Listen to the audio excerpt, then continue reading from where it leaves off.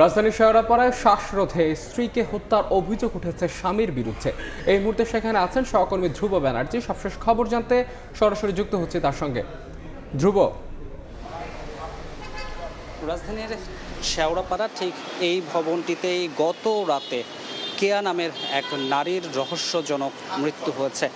পরিবারের পক্ষ থেকে যেটা অভিযোগ করা হচ্ছে, পরিবারের পক্ষ থেকে মূলত স্বামীর দিকেই অভিযোগের তীর ছোড়া হয়েছে এবং তারা বলছেন যে স্বামী তাকে হত্যা করতে পারে এবং সেই বক্তব্য আমরা পেয়েছি। তারা বলছিলেন তাদের দীর্ঘদিন ধরেই তাদের মধ্যে অশান্তি চলছিলেন, এই রকম বক্তব্য আমরা কিন্তু তাদের পক্ষ থেকে পেয়েছি। তবে অভিযুক্তের কাছ থেকে এখন পর্যন্ত আমরা তেমন কোনো তথ্য পাইনি এবং অভিযুক্ত এই বিষয়ে তার সঙ্গে যোগাযোগ করা সম্ভব হয়নি।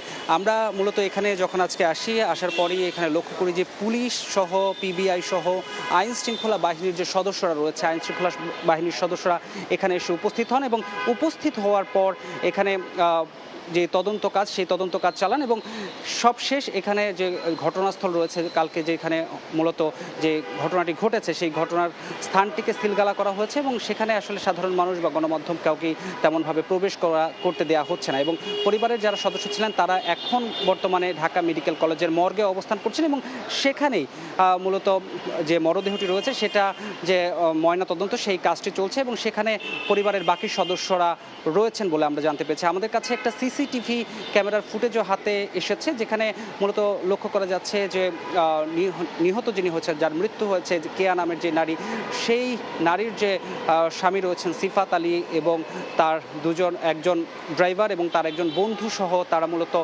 যে লিফটে করে তার যে অসুস্থ দেহটি সেটা মূলত নিচে নামিয়ে আনে এবং আমরা সেই সিসিটিভি ফুটেজটি হাতে পেয়েছি এবং সেই জায়গা থেকে আমরা যতটুকু জানতে পেরেছি যে এখান থেকে মূলত তাকে সোহরাওয়ার্দী মেডিকেল কলেজ এবং এরপরে একটি বেসরকারি হাসপাতালে, এরপরে ঢাকা মেডিকেল কলেজে নেওয়া হয় বলে পরিবারের পক্ষ থেকে আমাদেরকে কিন্তু জানানো হয়েছে এবং তাদের পক্ষ থেকে বারবারই অভিযোগ করা হচ্ছিল যে এই ঘটনাটি মূলত কোনো ধরনের সাধারণ ঘটনা নয়। তারা বলছেন যে এটি একটি পরিকল্পিত হত্যাকাণ্ড, আর যদি এটি একটি পরিকল্পিত হত্যাকাণ্ড হয় তাহলে পরিবারের পক্ষ থেকে এই ঘটনার সুষ্ঠু তদন্ত এবং বিচারের দাবি করছেন কিন্তু অনেকে এবং তারা বলছেন এই ঘটনার যদি দ্রুত তদন্ত করে ব্যবস্থা না নেওয়া হয় তাহলে এমন ঘটনার পুনরাবৃত্তি কিন্তু ঠেকানো যাবে না। আমরা পুলিশের সঙ্গে যোগাযোগ করেছিলাম যে আসলে তারা কি বলতে চান। পুলিশ কিন্তু মিরপুর মডেল থানার পুলিশের পক্ষ থেকে আমাদেরকে জানানো হয়েছে তারা তাদের যে তদন্ত কার্যক্রম চালিয়ে যাচ্ছেন এবং এখন বর্তমানে তারা এই জায়গার যতগুলো তদন্ত করা যায় বা ঘটনাস্থলে এসে তারা পুরো ঘটনাটি পর্যালোচনা করেছেন এবং দেখেছেন কোথায় কি খুঁটিনাটি রয়েছেন এবং বর্তমানে লাশ ময়না তদন্তের জন্য ঢাকা মেডিকেল কলেজের মর্গে রয়েছে। এই ছিল রাজধানীর শেওড়াপাড়া থেকে আমার কাছে সর্বশেষ। রাজধানীর শেওড়াপাড়ায় এক নারীর রহস্যজনক মৃত্যুর সবশেষ খবর জানাচ্ছিলেন সহকর্মী ধ্রুব ব্যানার্জি।